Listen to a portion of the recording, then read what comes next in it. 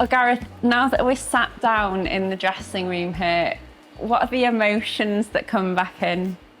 I mean, proud, first of all, I suppose, of the 2008-9 season. It was strange how it came around about signing. I was on my A licence at the time with Alan Bickerstaff, who was obviously the manager, and Osian Roberts, who was our technical director with the Trust back then. And I was at Airbus as player manager.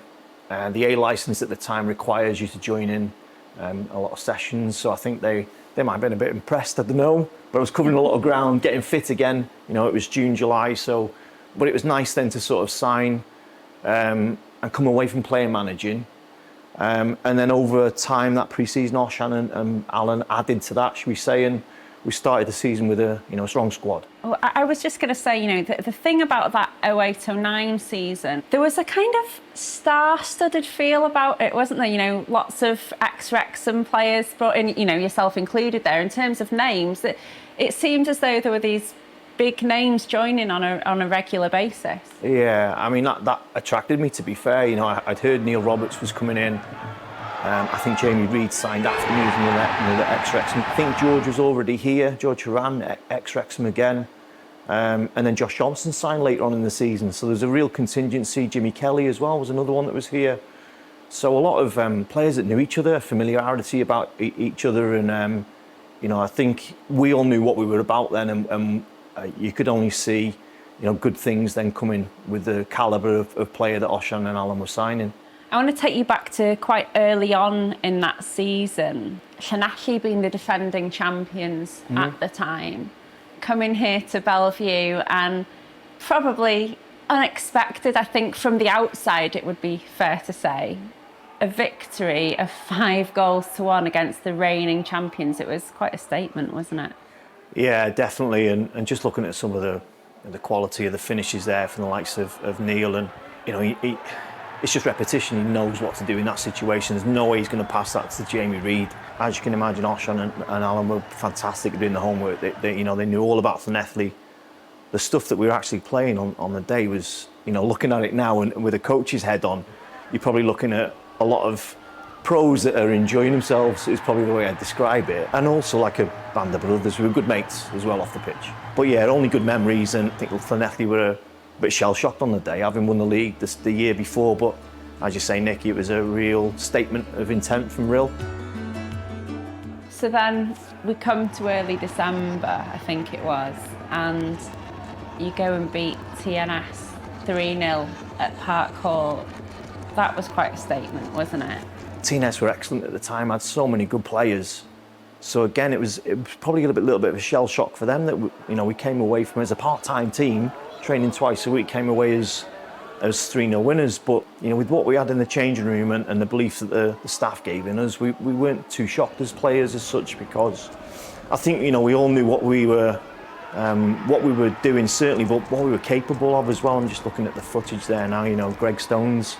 What a player Greg was as a defender, skipping in and out of three TNS players with great feet again. Yeah, Mark Connolly as well, what a player. But yeah, great memories. Another goal there from George Horan. Yeah, I think he was in double figures for the season.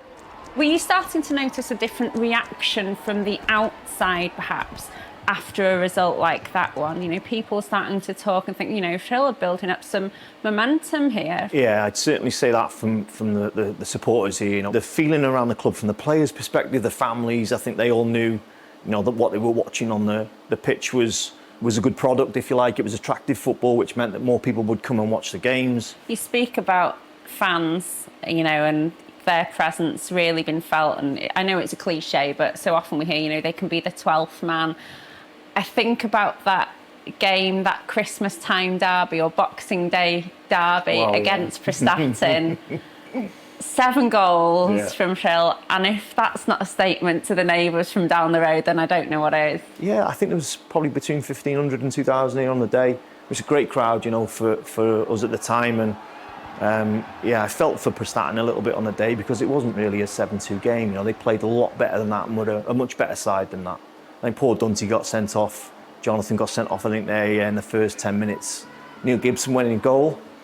You scored 2 yourself. What are your memories about these? My first memory looking back at that was the poor touch. I think that the momentum sort of carried me beyond the ball. But yeah, looking at Neil Gibson in goal there, I think I looked down at the ball, looked up at Neil, and just thought, you're my height, mate. I may as well scoop it over you. Probably looking at that, should have finished it first time, maybe even. But yeah, nice, nice. I'm sure Gibbo's happy with that as well. And then towards the end of the season, then you've beaten them once already. You got TNS here at Belle Vue to win the title. What are your memories of that day?